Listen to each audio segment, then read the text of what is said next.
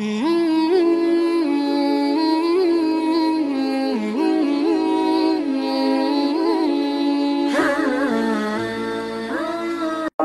أحبني كان معي في الجنة أو كما قال عليه الصلاة والسلام. اللهم صل على محمد وعلى آل محمد كما صليت على إبراهيم وعلى آل إبراهيم إنك حميد مجيد. اللهم بارك على محمد وعلى آل محمد كما باركت على إبراهيم وعلى آل إبراهيم إنك حميد مجيد. الحمد لله. পুরোপুরি উত্তরপাড়া জামে মসজিদ ও যুব সমাজের উদ্যোগে ইসলামী মহাসম্মিলন সম্মিলনের সম্মানিত সভাপতি সাহেব হযরত উলামায়ে কেরাম, দিন প্রিয়, ইসলাম প্রিয়, দিনদার, ইমানদার মুমিন মুসলমান ভাইরা, বৃদ্ধ বাবারা, যুবক ভাইরা, পর্দার আড়ালের মা ও বোনেরা, আল্লাহ তাআলার দরবারে শুকর আদায় করি যে মহান রব্বুল আলামিন আমাদেরকে দ্বীনের মজলিসে বসার মতো তৌফিক দান করেছেন। সেই মালিকের দরবারে অন্তর থেকে শুকর আদায় করি। সবাই বলে আলহামদুলিল্লাহ।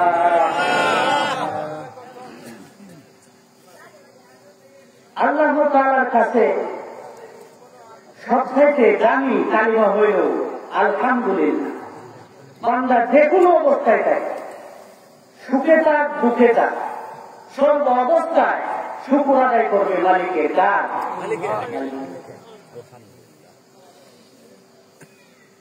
এই জন্য আল্লাহ তাআলা পবিত্র কোরআনের মধ্যে বলেন, সূরা ইব্রাহিম আয়াত নম্বর 9, আল্লাহ তাআলা বলেন, লাইন শাকারতুম লাযিদান্নাকুম ওয়া লাইন কাফারতুম ইন্না আযাবি লাশাদীদ। আল্লাহ তাআলা বলেন, যে ব্যক্তি আমার নেমত পায়, নেমতের শুকর আদায় করে, আমি তার নেমত আরো বাড়ায় দিই। সুবহানাল্লাহ। আর যে ব্যক্তি আমার নেমত পাওয়ার পরেও না শুকরিয়া করে, না ফরমানি করে, আমি তার কাছ থেকে নেমত ছিনায় নিই এবং তাকে আমি আযাব দ্বারা গ্রেফতার করি। নাউযুবিল্লাহ। এই জন্য বান্দা সর্ব অবস্থায় মালিকের শুকর আদায় করবে। জোরে আওয়াজ দিয়ে বলেন, জবান খুলে বলেন, আপনার আমার মালিক কে?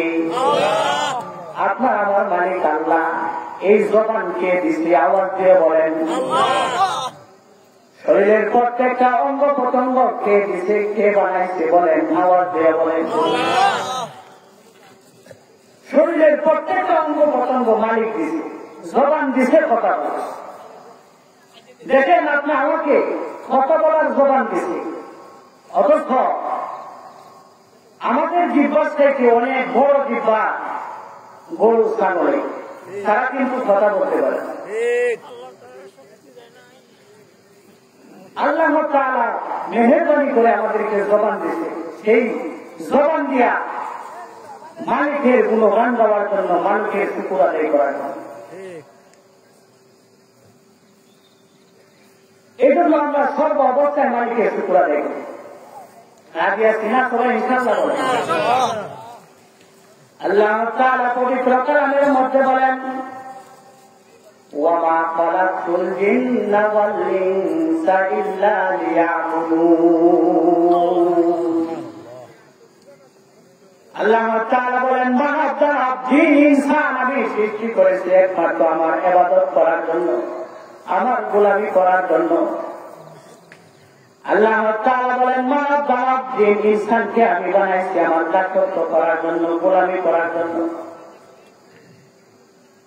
এখন প্রশ্ন হইতে পারে যে আমরা আল্লাহর গোলামি ছাড়াও তো আমরা সাংসারিক কাজ করি, কেউ কৃষি কাজ করি, কেউ চাকরি করি, খাবার দাবার খাই, প্রস্তাব পায়খানা করে ঘুমাই, ঠিক না? আল্লাহ তাআলা পবিত্র কালামের মধ্যে বলেছেন সূরা জারিয়াত 56 নম্বর আয়াতের মধ্যে বলেন, আমি মানব দানব সৃষ্টি করেছি একমাত্র আমার ইবাদত করার জন্য। আমরা যারা খাই, ঘুমাই, কৃষিকাজ করি, ব্যবসা করি, নামাজও পড়ি, এটি করি, তাহলে আল্লাহ তাআলা যে আমাদেরকে সৃষ্টি করেছেন ইবাদতের জন্য, তাহলে আমরা এগুলা করি কেন? প্রশ্ন থাকে না ভাই? আল্লাহ তাআলা বলেন, একমাত্র আমি জিন ইনসান সৃষ্টি করেছি আমার ইবাদতের জন্য, কিন্তু আমরা কেন ঘুমাই, কেন খাই? এই ভাই, আমরা খাই, ঘুমাই, জানোয়ারও কিন্তু ঘুমায়। আমার বাড়ির যে গরু আছে, গরু কিন্তু ঘুমায়। আমরা যে বাচ্চার জন্ম দেই, কুকুরেও কিন্তু বাচ্চা জন্ম দেয়। বাচ্চার জন্ম দেওয়া কিন্তু আমাদের কাজ না, ঘুমানি কিন্তু আমাদের কাজ না, ব্যবসা করা কিন্তু আমাদের কাজ না। আমাদের কাজ হইল ইবাদত করা, কিন্তু করি কেন? করি কেন এটা বোঝার জন্য একটা এক্সাম্পল, উদাহরণ দিলে বুঝবে। যেমন এই যে ওয়াজের আয়োজন করা হয়েছে, বাউল লাগানো হয়েছে, বাউলের নাম তো ওয়াজ না, এটা লাগানো হইল কেন? ওয়াজের সুবিধার জন্য। আওয়াজ দেবেন, কথা বলবেন, কথা যদি বলেন তাহলে বুঝবো যে আমার আলোচনা আপনারা বলতেছেন। আর যদি কথা না বলেন তাহলে মনে করবো বুঝেন নাই, যদি না বুঝেন তাহলে আলোচনা করে লাভ নাই। এই যে বাউল লাগানি হয়েছে, বাউলের নাম তো ওয়াজ না। বাউল কেন? ওয়াজের সুবিধার জন্য। তেইজের নাম তো ওয়াজ না, তেইজ কেন? ওয়াজের সুবিধার জন্য। সামিয়ানার নাম তো ওয়াজ না, সামিয়ানা কেন? ওয়াজের সুবিধার জন্য। বিছানার নাম তো ওয়াজ না, বিছানা কেন? বলেন, ওয়াজের সুবিধার জন্য। যদি ওয়াজটা হয় তাহলে কেউ যদি সামিয়ানার টাকা দেয় তাহলে ওয়াজের সব। কেউ যদি ওয়াজটা যদিও হয়, কেউ যদি বাউলের টাকা দেয় তাহলে ওয়াজের সব। যদি ওয়াজটা হয়, এই যে কেউ টাকা দেয় তাহলে ওয়াজের সব। তেমনি ভাবে যদি ইবাদত আল্লাহর কেউ করে, ব্যবসা করবে, এটার মধ্যেও ইবাদতের সব। যদি ইবাদত কেউ ঠিক মতনে করে তাহলে ঘুমাইবে, এটাও ইবাদতের সব। যদি কেউ ইবাদত করে তাহলে সে বাচ্চা জন্ম দিবে, এটাও ইবাদতের সব। আর যদি এখানে ওয়াজের আয়োজন করা হয়েছে, কিন্তু ডেট করা হয়েছে, উত্তর হিন্দি করা হয়েছে, ওয়াজ হয় নাই। কি হয় নাই ভাই? ওয়াজ হয় নাই। মানুষকে প্রশ্ন করবেনি, উত্তর করছিল কেন? আমাদেরকে দাওয়াত দিয়েছিল কেন? ওয়াজে বলল না, বলবে না? এক তেমনি বাদে আল্লাহ তাআলা যদি মানুষ ব্যবসা করে, বাচ্চা জন্ম দেয়, কৃষি কাজ করে, সব কিছু করলো, কিন্তু আল্লাহর ইবাদত করলো না, আল্লাহ তাআলাও কিন্তু হাসরের ময়দানে জিগাইবে, বলো তোমাকে তো আমি বাচ্চা জন্ম দেওয়ার জন্য দুনিয়াতে পাঠাই নাই, তোমাকে তো আমি ব্যবসা করার জন্য পাঠাই নাই। কি বলে? আর যদি মনে করেন ইবাদত হয় তাহলে যে কাজই করেন ইবাদতের সওয়াব। ইবাদত শুধু নামাজের নাম না, ইবাদতের সংখ্যা অনেক। জিকির করলো, ইবাদত করলো, নামাজ পড়লো, ইবাদত করলো, হজ করলো, ইবাদত করলো, যাকাত দিল, ইবাদত করলো, যা কিছু আছে সবই ইবাদতের মধ্যে গণ্য। মুহতারাম হাজিরিন, ঠিক তেমনি ভাবে আল্লাহ তাআলাও আপনাকে আমাকে জিজ্ঞাসা করবে মরার পরে। মরার পরে আমরা সবাই জানি খবরের জগৎ, সেই খবরের মধ্যে আল্লাহ তাআলা প্রশ্ন করবে তিনটা। কয়টা? আল্লাহ রাসূল সাল্লাল্লাহু আলাইহি ওয়াসাল্লাম আবু দাউদের রিওয়ায়াতের মধ্যে বলেন, মানুষকে যখন কবরের মধ্যে রাখানো হয় তাহলে তার কাছে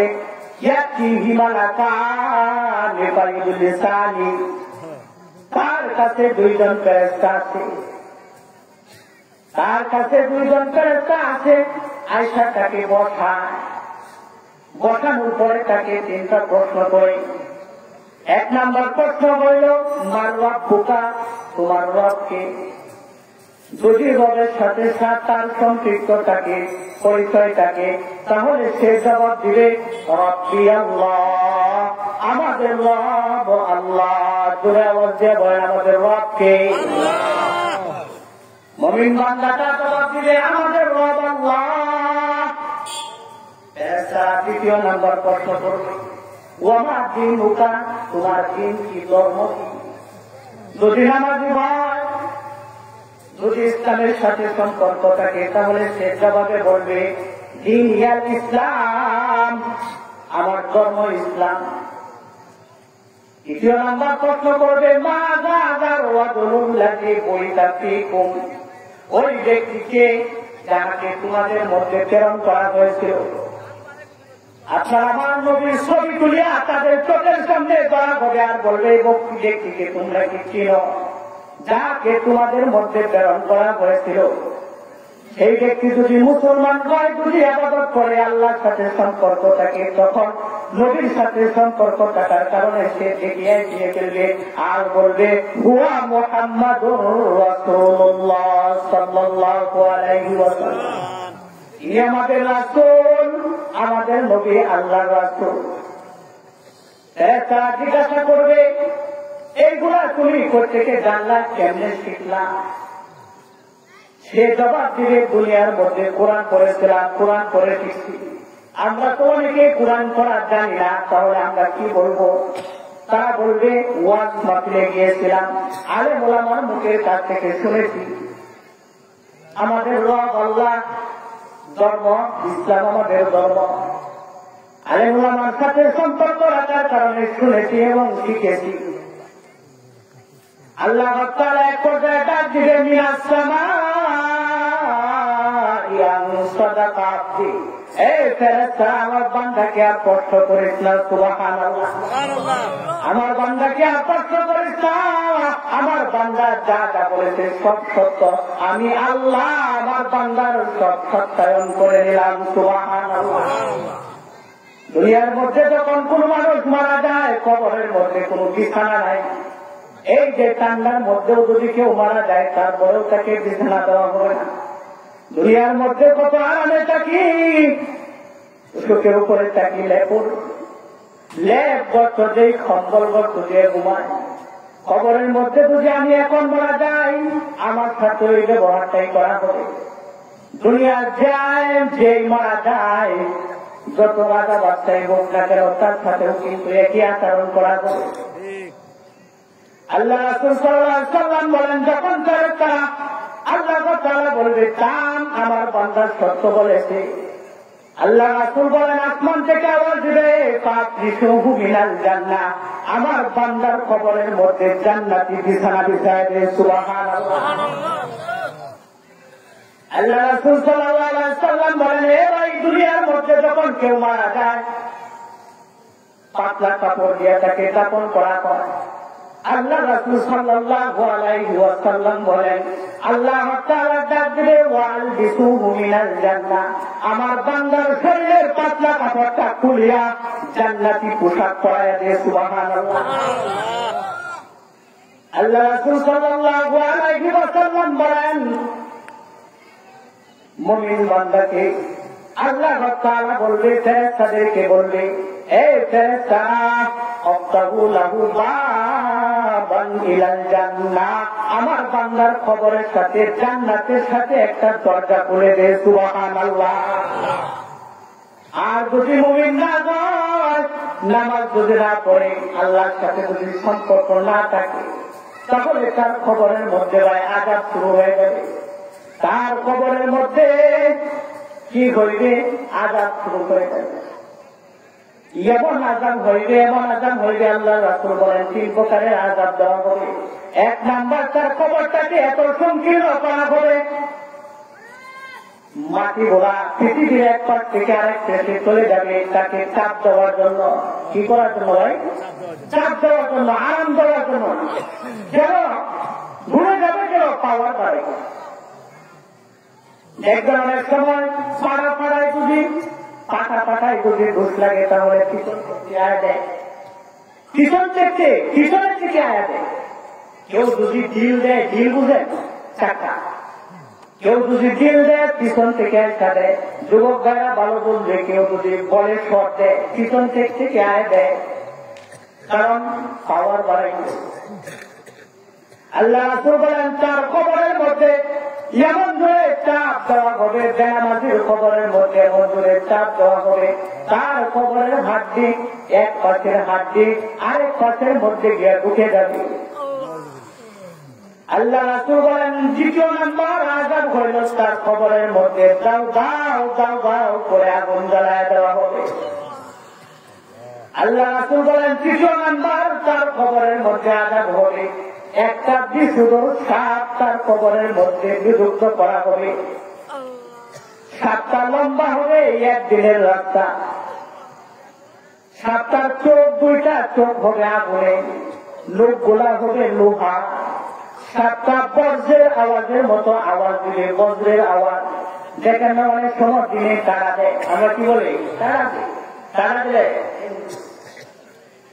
এই সাপটা বজ্রের আওয়াজের মতো আওয়াজ দিবে আর বলবে আমার মালিক আমাকে আদেশ করেছে ফজরের নামাজ নষ্ট করার কারণে জোহর পর্যন্ত তোমাকে দংশন করব, জোহরের নামাজ নষ্ট করার কারণে তোমাকে আমি আসর পর্যন্ত কামড়াইতে থাকবো, আসরের নামাজ নষ্ট করার কারণে তোমাকে মাগরিব পর্যন্ত কামড়াইব, মাগরিবের নামাজ নষ্ট করার কারণে তোমাকে ইয়াশা পর্যন্ত কামড়াইব, ইয়াশার নামাজ নষ্ট করার কারণে তোমাকে আমি ফজর পর্যন্ত কামড়াইব।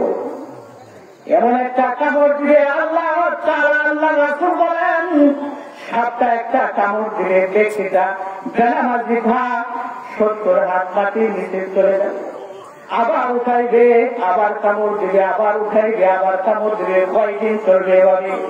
আল্লাহ রাসূল বলেন কিয়ামতের আগ পর্যন্ত ওই তার কবরের মধ্যে কামড়াইতে থাকবে। নাউযুবিল্লাহ। আর যদি নামাজি ভয়, ব্যক্তিটা যদি নামাজি ভয়, তাহলে নামাজটা আল্লাহ রাসূল বলেন একটা দেহ বিশিষ্ট আকৃতি নিয়ে দাঁড়ায় যাবে, একটা দেহ বিশিষ্ট আকৃতি নিয়ে দাঁড়ায় যাবে। ফজরের নামাজটা জোহর পর্যন্ত তাকে পাহারা দিবে, পাহারা। জোহরের নামাজ আসর পর্যন্ত দাঁড়ায় যাবে। আযাবের ফেরেশতা যখন আসবে তখনই বলবে সাবধান, জায়গা নাই, আসতে পারবে না। জোহরের নামাজটা আসর পর্যন্ত দাঁড়ায় থাকবে, আসরের নামাজটা মাগরিব পর্যন্ত দাঁড়ায় থাকবে, মাগরিবের নামাজ ইয়াশা পর্যন্ত দাঁড়ায় থাকবে, আর বলবে সাবধান, আসতে পারবে না। ইয়াশারের নামাজ নাইট গাইড হয়ে যাবে, সারা রাত ফজর পর্যন্ত পাহারা দিবে, আর বলবে সে ঘুমাইতেছে, দুনিয়ার মধ্যে থাকতে ঠান্ডা পানি দিয়ে ওযু কইরা নামাজে দাঁড়ায় করবে। যখন গরম ছিল তখন শরীর থেকে গাম ঝরত, তারপরেও নামাজ ছাড়তো না। আজকে ঘুমাইতেছে, একটু আরাম করতেছে। এই তোদের যদি কিছু বলার থাকে আমাদের কাছে বল, আমরা জবাব দিই। উদাহরণ দিয়ে বলেন তখন কতক্ষণ ঘুমাবে? বলে যে কিয়ামতের আগ পর্যন্ত ইসরাফিল যতদিন সিংহায় পোনা দিবে, যেরকম বাসর রাত্রিতে নতুন জামাই ঘুমা, স্ত্রী আর কেউ ডাক দেয় না, তাকে ডিস্টার্ব করে না, সেই ব্যক্তিটা এরকম ঘুমাইবে। ইসরাফিল সিংহায় পো দেওয়ার আগ পর্যন্ত তার ঘুম ভাঙতে দেওয়া হবে না। যদি নামাজি হয় তাহলে তার অবস্থা হবে ভাই। আর যদি সে নামাজটা না পড়ে তাহলে তার খবরের মধ্যে কি আদম হবে তাও বলেছি। আমরা অনেকেই জানি, আমরা অনেকেই 30 বছর 40 বছর 20 বছর ধরে নামাজ পড়ি, কিন্তু এখনো সূরা ফাতিহা অনেকেই পারি না। চারটা সূরা ভালো করে বলতে পারে না, এখন এগুলো পারি না। আল্লাহ তাআলা পবিত্র কোরআনের মধ্যে বলেন, ইন্নাস সালাতা তানহা আনিল ফাহশাই ওয়াল মুনকার, নিশ্চয়ই নামাজ মানুষকে অশ্লীল ও বেহায়াপনা কাজ থেকে বিরত রাখে। কিন্তু আমি নামাজ পড়ি কেন আমাকে বিরত রাখে না গুনার কাজ থেকে?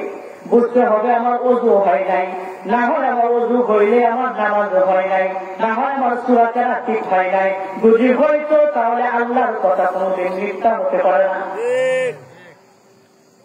আল্লাহ তাআলা বলেন, নিশ্চয়ই নামাজ মানুষকে অশ্লীল ও বেহায়াপনা কাজ থেকে বিরত রাখে, কিন্তু আমাকে রাখে না কেন? আমার নামাজ হয় নাই জন্য।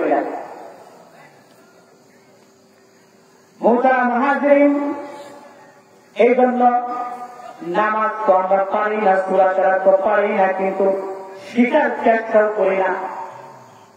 দুনিয়ার মধ্যে দেখবেন কেউ যদি অনেকেই বলতে পারেন যে আমরা ছোট সময় মাদ্রাসায় পড়ি নাই, এই জন্য শিখতে পারি নাই, কোরআন ভালো করে পড়তে পারি নাই।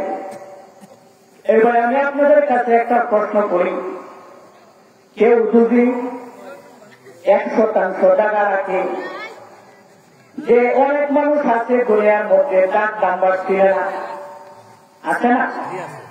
ডাক নাম্বার বুঝে না, আবার সিরিয়াল বুঝে না, মাঠ পর্চা বুঝে না, কিছুই বুঝে না। এই ব্যক্তি যদি 100% জায়গা কিনে, যে ব্যক্তিটা এইসব বুঝে তার বারাত কয়বার যায়? একবার যায় না, অনেকবার যায়? কয়বার যায়? অনেকবার যায়। তুমি যে সূরা কেরাত পারো না, তুমি যে জানো না, তুমি ইমাম সাহেবের বারাত কয়বার গেছিলা? তুমি কয়বার চেষ্টা করছিলা? অথচ দুনিয়ার 100% জায়গার কেনার জন্য তুমি জানলেওয়ালার কাছে বারবার গেছো, বারবার গেছো। যতক্ষণ তোমার বুঝে না আসছে ততক্ষণ পর্যন্ত আশা দেওয়াই করছো। আল্লাহ রাসূল বলেন, জান্নাতের 1 বিঘা জমিন দুনিয়ার সমস্ত জমিন বেচলেও কেউ কিনতে পারবে না। সুবহানাল্লাহ। তুমি যে জান্নাতের মালিক হইবা, সেই জান্নাতের জন্য তো একদিনও গেলা না। মুহতারাম হাজিরিন, আমি আপনাদের সামনে খুতবার মধ্যে যে আয়াত তেলাওয়াত করছি, যে হাদিস পাঠ করছি, এই হাদিস এবং আয়াতের মধ্যে আল্লাহ রাসূলকে ভালোবাসার কথা বলেছেন, মহব্বত করার জন্য বলেছেন। আল্লাহ তাআলা বলেন, সূরা আলে ইমরান 31 নম্বর আয়াত, আল্লাহ তাআলা বলেন, কুল ইন কুনতুম তুহিব্বুনাল্লাহা ফাত্তাবিউনি ইউহিব্বুকুমুল্লাহ। আল্লাহ তাআলা বলেন, ও রাসূল, যদি আমাকে আমি আল্লাহকে কেউ ভালোবাসতে চাই, তাহলে যেন আপনার অনুসরণ করি। আপনাকে ভালোবাসলে আমি আল্লাহকে ভালোবাসা হয়ে যাব, আমি আল্লাহ তাকে ভালোবাসবো। ওয়ায়াগফির লাকুম যুনুবাকুম, এবং তার জীবনের সব গুনাহ মাফ করে দিব। সুবহানাল্লাহ। আল্লাহ রাসূলকে ভালোবাসার জন্য সাহাবায়ে কেরাম জীবন দিয়ে দিয়েছে। সাহাবায়ে কেরাম নিজের জানের চাইতেও বেশি মহব্বত করছে। আল্লাহ রাসূলকে এত মহব্বত করছে, জানের চাইতেও বেশি ভালোবাসছে। আল্লাহ রাসূল সাল্লাল্লাহু আলাইহি সাল্লাম আপনার আমার নবী, এমন দামি নবী, যে নবী জান্নাতে যাওয়ার আগ পর্যন্ত কোন উম্মত, কোন নবী জান্নাতে যাইতে পারবে না। কিতাবের মধ্যে আছে, জান্নাতের সার্টিফিকেট পাইবে নবীরা জান্নাতের সনদ পায়া জান্নাতে ঢুকতে চাইবে, জান্নাতের দরজার কাছে যাবে, জ্ঞান লাভ করবে হযরত আদম আলাইহিস সালাম। জান্নাতের প্রহরী বলবে, কে আপনি? বলবে, আমি আদম নবী, দরজা খোলো। জান্নাতের প্রহরীরা বলবে, অপেক্ষা করেন, সময় হয় নাই। কিছুক্ষণ পরে যাবে, নূহ আলাইহিস সালাম জ্ঞান করবে, বলবে, দরজা খোলো। আপনি কে? বলে, নূহ নবী আসছি। অপেক্ষা করেন, সময় হয় নাই। তার কিছুক্ষণ পরে যাবে, ইব্রাহিম আলাইহিস সালাম নক করবে, বলবে, কে আপনি? বলে, ইব্রাহিম নবী। সময় হয় নাই, অপেক্ষা করেন। তারপরে যাইবে মুসা আলাইহিস সালাম। বলবে দরজা খোলো, জান্নাতের প্রহরীরা দরজা খোলো, আমি মুসা নবী আসছি। বলবে অপেক্ষা করেন, সময় করে নাই। ঈসা নবী যাইবে, বলবে দরজা খোলো, জান্নাতে ঢুকতে চাই, আল্লাহর কাছ থেকে পারমিশন নিয়ে আসছি, দরজা খোলো। জান্নাতের প্রহরীরা বলবে সময় হয় নাই, অপেক্ষা করে। জান্নাতের প্রহরীরা ডাক দিবে, আদম শুনি, নূহ শুনি, ইব্রাহিম শুনি, মুসা শুনি, ঈসা শুনি, মুহাম্মদ নাম তো এখনো শুনি না। এই তোমরা সকলে শোনো, যতক্ষণ পর্যন্ত মুহাম্মদ নবী এখানে না আসবে ততক্ষণ পর্যন্ত জান্নাতের দরজা খোলা হবে না। সুবহানাল্লাহ। আল্লাহ রাসূলকে যদি কেউ ভালোবাসে, আল্লাহ তাআলা বলেন নবী গো আপনি জানায়া দেন, আপনি সুসংবাদ দিয়া দেন, যদি আমাকে কেউ ভালোবাসতে চায় তাহলে যেন আপনাকে মহব্বত করে আপনাকে ভালোবাসে। আপনাকে ভালোবাসবে তো আমি আল্লাহকে ভালোবাসা হয়ে যাবে, আমি আল্লাহ তার জীবনের সব গুনাহ মাফ করে দেব। সুবহানাল্লাহ। হযরত বেলাল রাদিয়াল্লাহু তাআলা আনহু ইসলাম গ্রহণ করেছে। হযরত বেলাল উমাইয়া বিন খালদের গোলাম ছিল। হযরত বেলাল যখন ইসলাম গ্রহণ করেছে, উমাইয়া বিন খালদ যখন শুনতে পাইল হযরত বেলালকে এত কষ্ট দিয়েছে, এত প্রহার করেছে, এত আঘাত করেছে ইসলাম গ্রহণ করার কারণে, মক্কার উত্তপ্ত বালুর উপর, মক্কার প্রখরতার কারণে বালুগুলো চলতে থাকতো, তাপ দেওয়ার মতো তাপ ছিল, গরম ছিল। উমাইয়া বিন খালদ হযরত বেলালকে শুয়ায়া দিছে, বালুর উপরে শুয়ায়া দিছে, কিন্তু তারপরেও হযরত বেলাল বলেন আহাদ আহাদ আহাদ, আল্লাহ এক, আল্লাহ এক, আল্লাহ এক। হযরত বেলাল যখন আল্লাহর নাম ছাড়ে না, উমাইয়া বিন খালদ হযরত বেলালের বুকের উপর পাথর দিয়ে চাপা দিছে। ভাই পাথর দিয়ে চাপা দিছে হযরত বেলালের বুকের উপর। বেলাল এই মুহূর্তে বলে আহাদ আহাদ আহাদ, আল্লাহ এক, আল্লাহ এক। উমাইয়া বিন খালদ যখন দেখে বেলালকে সরানো যায় না, এবার কিতাবের মধ্যে আছে বেলালের জিহ্বাটা টান দিয়া বাহির কইরা জিহ্বার মধ্যে বেড়াক বেড়ে দিছে। বেলালের মা ডাকতে কয় বেলাল, কলিকের জন্য কি আল্লাহর নামটা না নিতে পারো না? তোমাকে তোমার এত কষ্ট দেয়, তুমি কি কিছু করে জন্য একটু বিরত থাকতে পারো না?